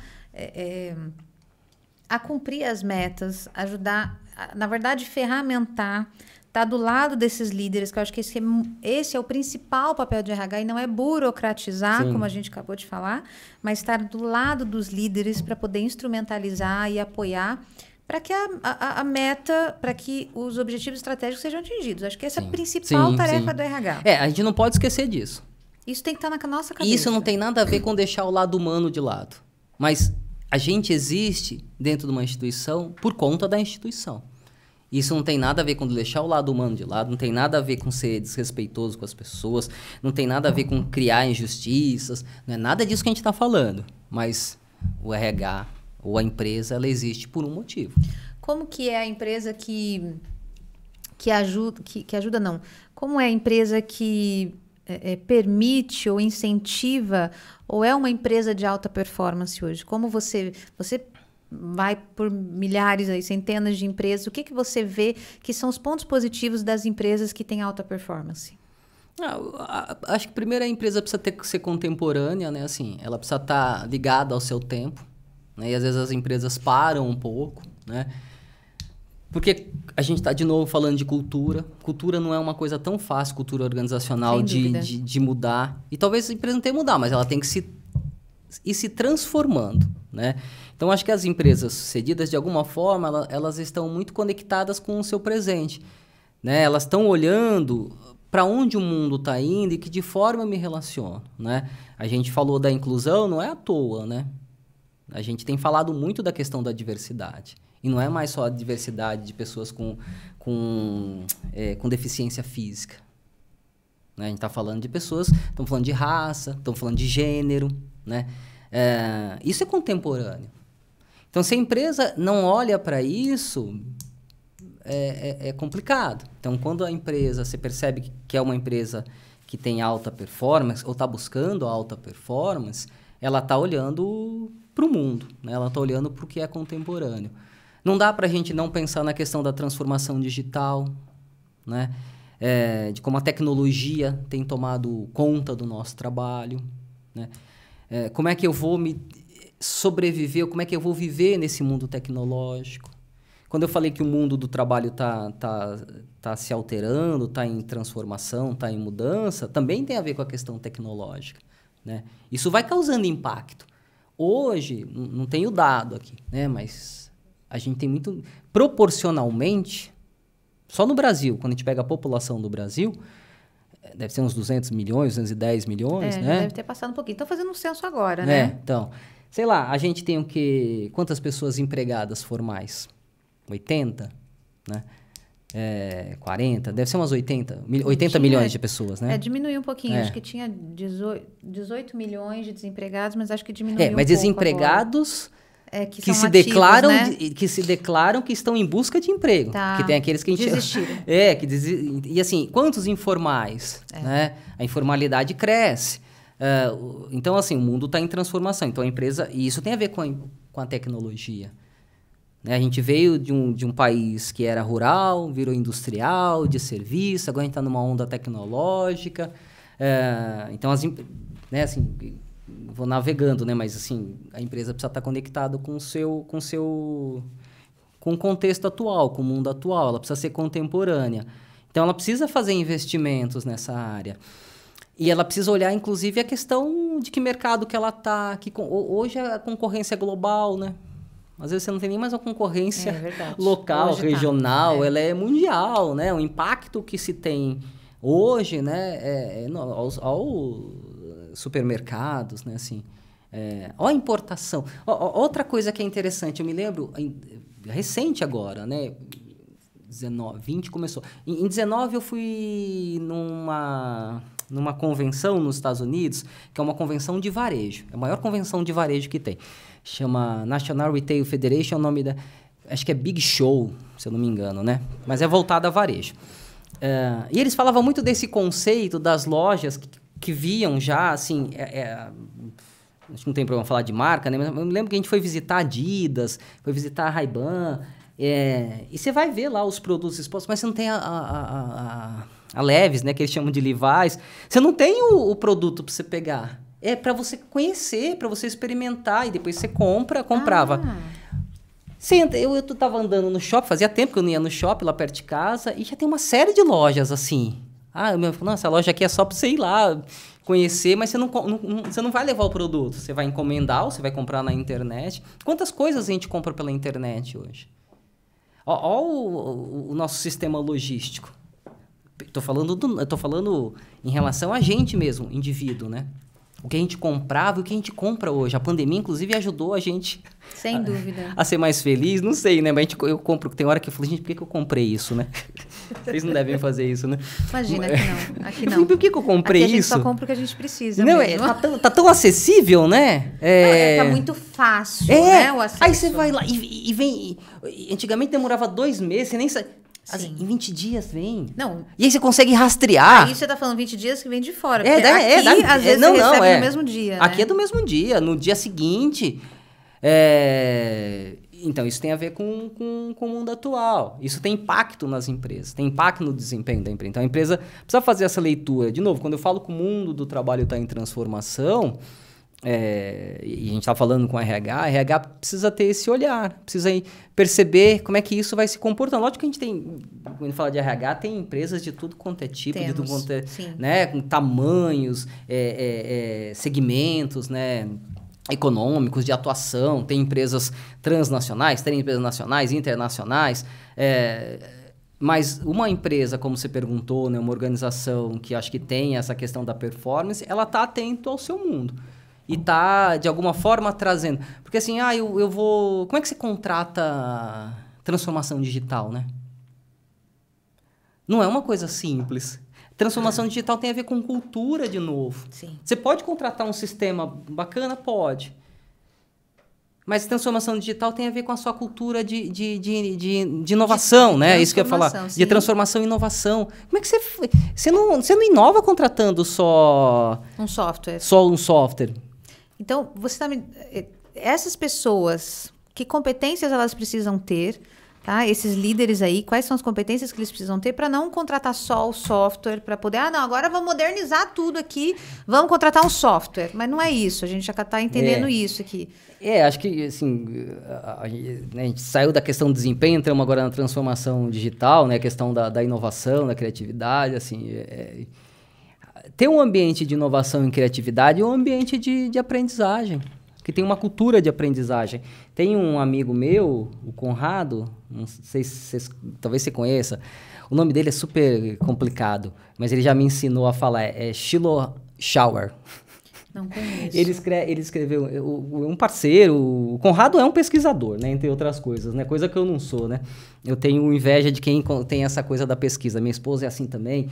Ele escreveu um livro que é de lifelong learning, né, ele fala muito disso, acho que é um cara bacana, inclusive. Olha, vamos chamar o Conrado, como é que fala, gente? Shilo Schauer. Shilo Schauer. Ele escreveu um livro bem bacana nessa área de... Vou até dar o nome direitinho aqui, Lifelong Learners. O poder do aprendizado contínuo. Ele vai falar muito dessa cultura de aprendizagem. E você ter uma formação de cultura de aprendizagem é o que vai te levar à inovação, né? Então, assim... E é o que vai te levar à performance. Isso, E aí eu tô falando do mundo atual, né? Claro. Do mundo que fala de tecnologia, fala de transformação digital, fala de inovação, né? É um processo. Você pode contratar o software, pode contratar profissionais da área de tecnologia, mas inovação, e aí está falando da questão da performance, do alto desempenho, vai ter a ver com a sua cultura, com a sua cultura organizacional, com a sua cultura de aprendizagem. Essas competências são mais competências, a história das soft skills, né? E não das hard skills, e tem um autor que eu não lembro que ele fala de human skills, né? Que eu prefiro, até habilidades, competências humanas, né? Precisa investir em competência humana, né? As pessoas precisam ter flexibilidade, o líder, né? A questão da liderança, né? Da decisão, né? Mesmo da intuição, né? E intuição tem a ver com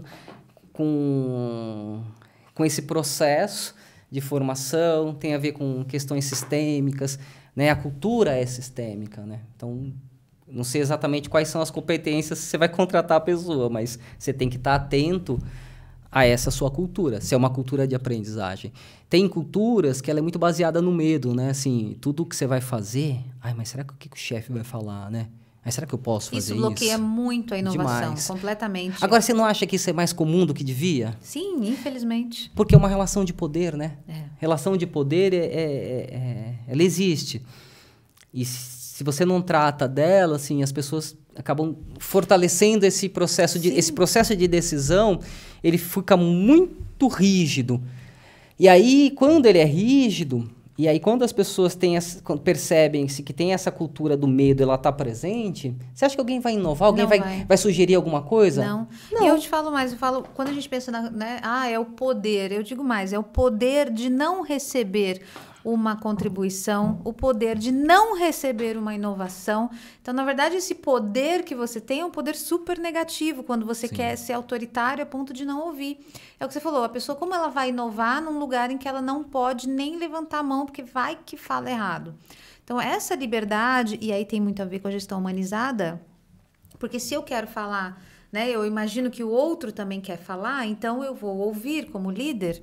Então, vou permitir que você fale, vou permitir que você traga aí novas... Vou permitir, não, eu vou incentivar, mais do que permitir, vou incentivar que você traga coisas fora da caixinha, porque exatamente a inovação é isso, não é mais do mesmo, né? É trazer, muitas vezes, poxa, vamos fazer... Maurício, o que você acha de um treinamento assim? Talvez você nunca tenha pensado, mas uma outra pessoa que aí vem com a diversidade, com a inclusão que a gente faz e que a gente deve promover dentro da empresa, vai trazer uma visão de um curso que talvez você nunca tenha pensado e nunca teria.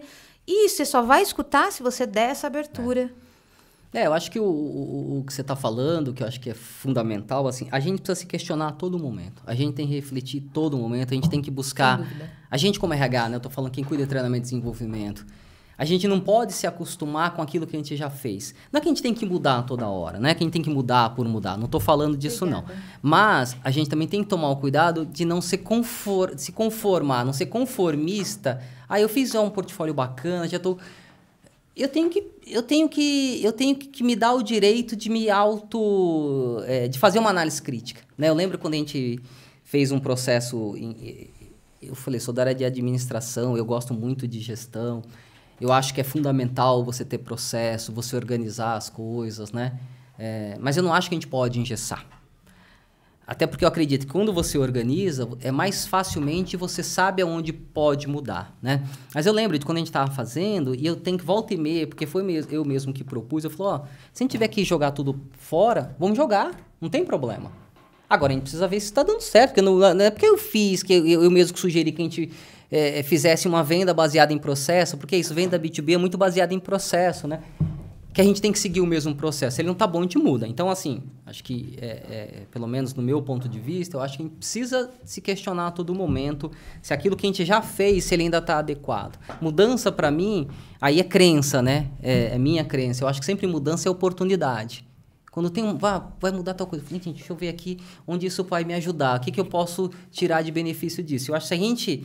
No meu ponto de vista, talvez porque seja a minha crença, né? Se a gente olha para essas possibilidades de mudança como oportunidade, pode ser interessante, né? E aí, uma outra coisa que não quero deixar de passar, né? Quando a gente fala dessa questão da gestão humanizada, que eu falei da convergência de propósito, né? Entre as necessidades, desejos, expectativas, junto com a missão, valores, metas e objetivos da empresa, né? Eu acho que a gente tem alguns componentes que ela fazem parte dessa gestão humanizada, né? Uma é como indivíduo, como a gente falou, ele é um componente fundamental. Quando a gente fala, trouxe do avatar, né? Eu tô te vendo, né? Acho que as pessoas querem serem vistas, né? O outro componente, obviamente, é o ambiente, como a gente falou, de ser um ambiente respeitoso, acolhedor, empático, né? Que traga essa coisa da justiça. O grupo, eu não posso deixar de reconhecer o grupo, né? Eu tenho um indivíduo, mas ele faz parte de um grupo. Quem são essas pessoas desse grupo, né? Como é que esse grupo se comporta? Eu preciso olhar, quando eu estou falando de uma gestão humanizada, para esses três elementos. Um outro elemento que eu acho que é fundamental, que a gente disse aí também em algum momento, que é a questão da motivação. A gente sabe que a gente não motiva ninguém, né? Eu não sou capaz de te motivar. Sim. Mas eu, como gestor, sou capaz de criar condições que você se motive. Essa é a nossa função como gestor. E quando a gente fala de motivação, tem aquela famosa pirâmide da hierarquia de Maslow, né? E aí uma leitura que a gente tem dela é assim, as pessoas querem ser reconhecidas, as pessoas querem ser ouvidas, né? E eu acho que a gente tem que se valer disso, né? Eu preciso escutar a pessoa. Então, a motivação é um componente, porque é ela que vai te dar o engajamento que você estava falando. E aí, o outro elemento, né, quando eu penso em 5 elementos, assim, indivíduo, coletivo, ambiente, a questão da motivação, é a cultura de aprendizagem, né? Eu preciso trabalhar para ter uma cultura de aprendizagem, para ter uma empresa mais inovadora, né? Eu acho que, quando eu penso a questão da gestão humanizada, pelo menos é assim que eu tento guiar a minha conduta, né? Eu olho para esse sistema, eu olho para esses elementos, né? Eu vejo como isso pode ser melhor equacionado, organizado, né? Mas é sempre muito a partir do indivíduo, né? E tudo isso que você me falou aqui, eu posso ensinar? Pode. Eu acho que o ensinar... Tudo que eu falei, a gente pode aprender. Tá. Vamos mudar. Tudo que eu falei, a gente pode aprender. Mas eu acho que sim, a gente pode criar momentos onde eu reflita sobre isso. Não é difícil refletir sobre isso. Não é difícil ter pessoas profissionais que falem desses assuntos, né? Você citou o Eduardo Carmelo, né? Tem outros profissionais que fazem isso muito bem. E quando a gente falou do feedback, que eu não deixaria o feedback de lado, feedback acho que é uma coisa que precisa ser usada, precisa ser valorizada nos momentos cotidianos, né? E mesmo no momento mais que você marca, né? Como feedback, né? Assim, a gente tem que exercitar, a gente tem que criar reflexão. Liderança é um curso de liderança, se a gente pode falar assim. Se eu quero ensinar a liderança, né? Se eu quero que as pessoas aprendam sobre liderança, tem que ser momentos de reflexão. Tem que ser momentos que eu faço o outro pensar sobre as atitudes que ele tem, sobre os comportamentos. Qual a visão de mundo dessa pessoa? Ela tem relação com a visão de mundo atual? A minha empresa tem relação com a visão de mundo atual? Se isso está mais convergente, é mais fácil de você formar e capacitar. Lógico que acho que tem empresas que são muito competitivas no sentido do desempenho altíssimo. Você precisa saber que você está nessa empresa. Pode ser que você tenha que ter um drive, que a sua formação de liderança seja mais focada por isso. Tem empresas que trabalham com vendas que assim, é meta. Acho que é ruim, mas talvez tenha a ver com o segmento que ela está. A gente não pode descartar também o contexto que ela está presente, com a necessidade que ela tem, né? E tem perfil de pessoas que têm esse perfil e tudo bem, né? Aí que tá. A gente sempre tem falado aqui sobre o autoconhecimento, é se conhecer para saber onde a gente se encaixa melhor, onde a gente é feliz, como você falou no início, né? É onde eu me sinto bem. E tá tudo bem você trabalhar atrás de meta. Tem gente que vai ok com esse caminho e tá tudo bem. Exatamente. É bem por aí. Legal. Me fala uma coisa. Eu preciso fazer essa pergunta para você. Ixi. A gente fala... Não, é tranquilo. Dentro de... A gente falou aqui até em questão de desempregados, a gente falou aí também das formações, mas o Senac, ele tem muitos cursos técnicos profissionalizantes. Tem. Legal. Termina, perdão. Não, gente. É que eu sou ansioso. Ele tá um pouco ansioso. Não, sim, você tem os cursos técnicos profissionalizantes e eu queria saber como é que esses cursos técnicos hoje estão inseridos no mercado. Tá mais aceito, menos aceito? Eu tenho visto aí uma turma que até tem aberto mão de faculdade para fazer esse curso técnico. Como que o mercado tá vendo isso? Aí você começa do seu começo aí. Legal, tá bom. Não, preciso falar do Senac também. É o que eu falei, assim, o mundo está em transformação, né? Uhum. Então, a gente vê pessoas que falam assim, não preciso mais fazer uma formação, as formações são mais abertas, né? Antigamente você tinha uma coisa muito mais categorizada, né? Assim, eu vou terminar o colegial, era colegial, agora ensino médio, né? Vou fazer tal coisa, né? Vou ser médico, vou ser engenheiro, vou ser administrador, vou ser psicólogo, né? Hoje as pessoas se formam e às vezes vão se deparar com o mundo do trabalho que às vezes nem emprego tem, né? É verdade. Eu tenho 2 filhos, né? Um terminou jornalismo há 2 anos, a outra está terminando arquitetura, né? E você vê a dificuldade que é, assim, em relação à minha história, né? Ou em relação a 30 anos atrás, né? Então, assim, acho que tem essa coisa mesmo das pessoas acharem que não precisa de uma formação. Eu acho que a formação, eu ainda considero ela extremamente importante, né? Às vezes... Formação acadêmica, graduação, faculdade. Todas as formações, né? Assim, seja o nível técnico, né? Seja o nível de graduação, né? Porque é um processo que você vai lidar com novos conhecimentos, você vai lidar com novas pessoas, e vai te trazer um arcabouço de conhecimentos. Aquilo vai ser útil. Tem uma coisa que as pessoas falam assim, agora o mundo mudou, tudo que você aprendeu não serve. Acho que é uma mentira, uma besteira. Às vezes eu vejo as pessoas falando isso, pessoas estudadas, sérias, né? Assim, e eu acho isso muito louco, né? Tudo que eu aprendi, como é que eu vou... Acho uma besteira mesmo, né? Tudo que a gente aprende, a gente de alguma forma utiliza. A gente só chegou até aqui porque a gente teve um processo, né? Como é que eu descarto tudo que eu aprendi, né? Então, assim, acho que a formação ainda é importante, né? Acho que tem área de tecnologia, tem profissionais de tecnologia têm aprendido de outras formas, que também é válido, mas o mundo é muito grande, né? A gente tem muitas áreas, né? Não é só tecnologia. Às vezes a gente usa a tecnologia também, porque a menina vai lá, começa a aprender uma coisa. Ou você tem muitos profissionais da área de comunicação digital, né? Os influencers. Porque acho que a gente está numa transformação. Então, acho que... Mas eu ainda considero formações básicas, acho que extremamente importantes. Acho que te ajuda muito numa estrutura de conhecimento mesmo, de desenvolver habilidades, de desenvolver competências. E de alguma forma você vai usar isso para alguma coisa. Talvez não necessariamente para o nome do curso, mas você vai usar. E vai te dar muita bagagem em relação a uma pessoa que não fez. O Senac, né, acho que é bacana a gente dizer, o Senac é de 46, né, tem mais de 75 anos aí. A nossa é um Serviço Nacional de Aprendizagem Comercial, mas a gente tem um foco muito nessa educação para o trabalho. E eu até achei interessante, porque, de modo geral, a gente faz educação para o trabalho. Então, a gente está super bem inserido, né? Acho que tinha uma discussão entre educação técnica e educação acadêmica, né?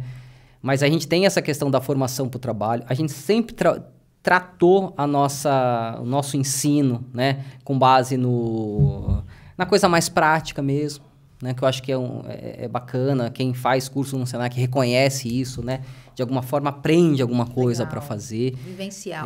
Vivencial. O Senac, né, ele tem desde cursos de curtíssima duração, workshops, palestras, cursos de durações menores, né, de 16 horas, 20 horas, 40 horas.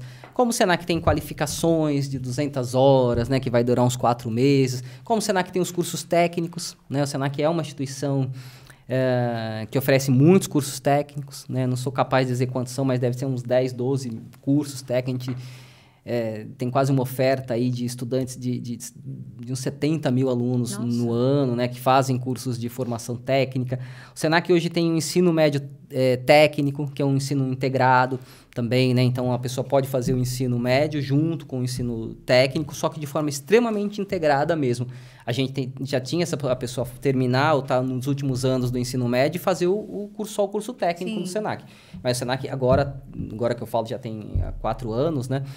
O curso médio técnico integrado, que é um curso muito bacana. Hoje é na área de contabilidade, administração, acho que multimídia, se eu não me engano. O Senac tem graduação, o Senac tem pós-graduação. O Senac tem essa área que eu estou à frente, que é uma área que atende as empresas, né? E é em função da necessidade da empresa, né?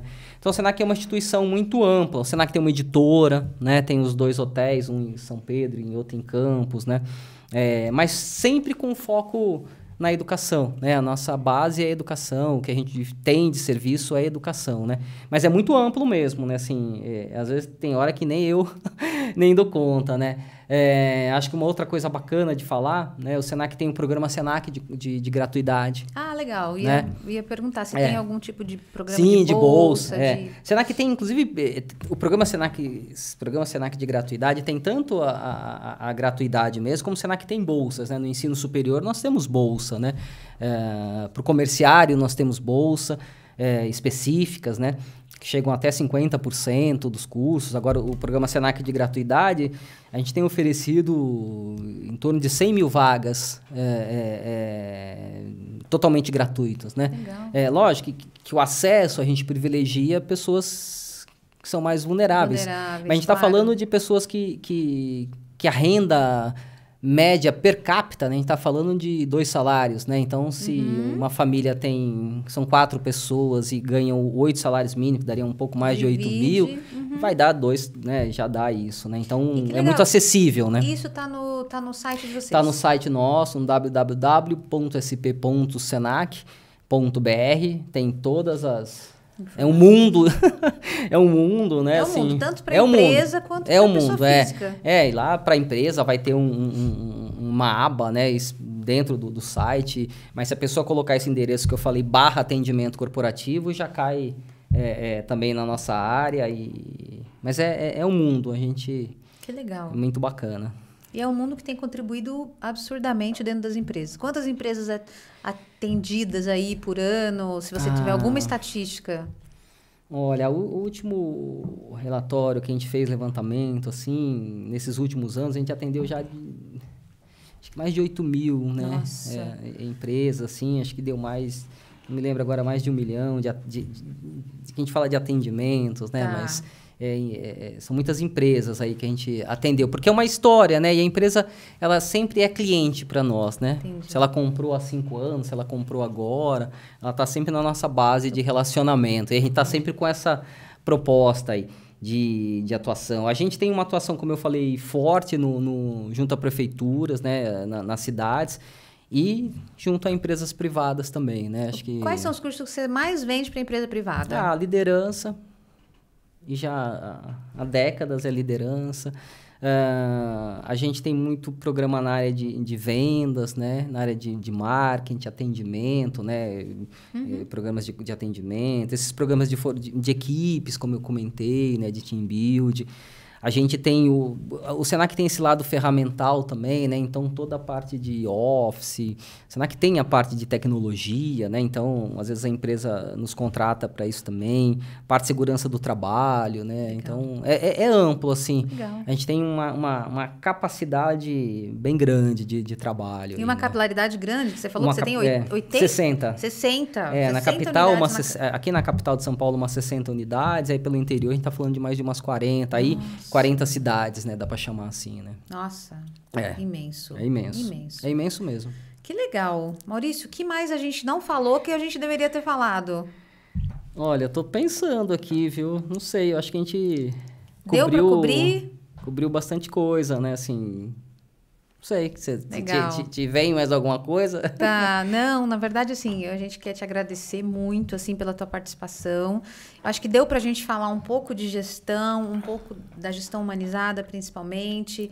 Falar de feedback é um assunto que a gente não tinha nem falado aqui ainda, e que ainda é um tabu aí pro pessoal, e, né, que a gente tentou descaracterizar a coisa do medo, né, a importância de um líder saber, né, como conversar, se pôr no lugar. Falamos da empatia. Falamos de muitos assuntos de aprendizagem, né? De um ambiente propício para aprender, para inovar. Um ambiente que aprende é um ambiente que inova. Sim. Uma empresa que inova é uma empresa que continua, né? Que Sim, permanece. Exatamente. Eu acho que é esse o conteúdo que a gente quer levar para as empresas que estão assistindo a gente, para os RHs que estão assistindo a gente, para as pessoas que estão escutando, os diretores, qualquer gente que trabalha, na verdade. E eu te agradeço muito pela sua participação aqui com a gente, por essa conversa. Acho que ajudou bastante a esclarecer, a clarear aqui alguns temas que estavam meio confusos. Bom, assim, eu queria te agradecer muito, Viviane. Imagina.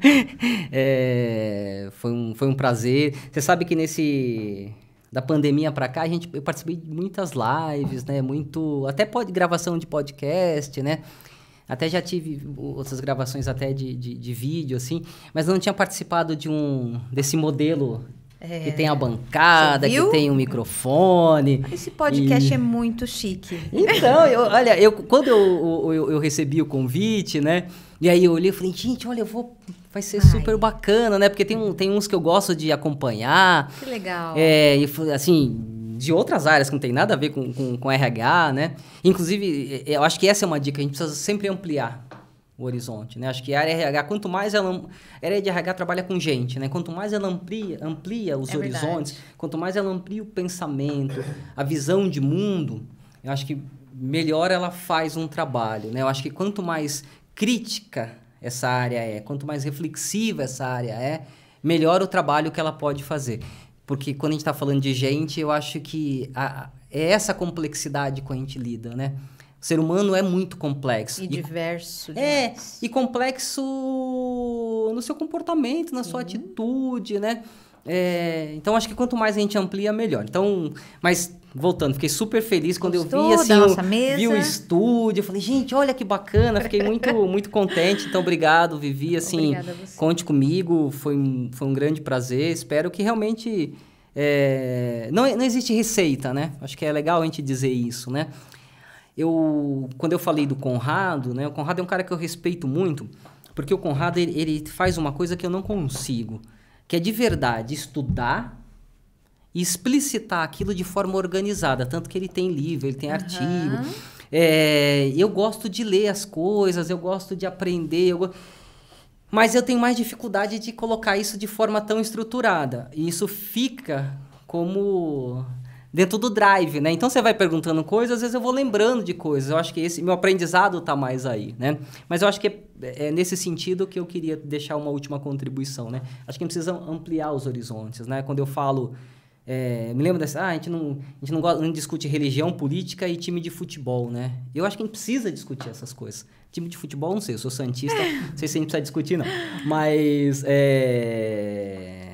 os assuntos da vida, né? A filosofia da vida, do cotidiano, a gente precisa discutir, a gente precisa ter isso como reflexão. Utilizar, né? Às vezes uma série que você assiste, um filme que você vê, um livro, né? Assim, a gente não pode focar só naquilo que a gente faz, né? Faz Acho todo que sentido, quando a gente ampliar. trabalha com gente, a gente tem essa necessidade, né? Os Sem bons dúvida. terapeutas fazem isso, né? Terapeuta, psicólogo, você vê quando eles têm um arcabouço de informação, de conteúdo, porque ele vai fazer você refletir, né?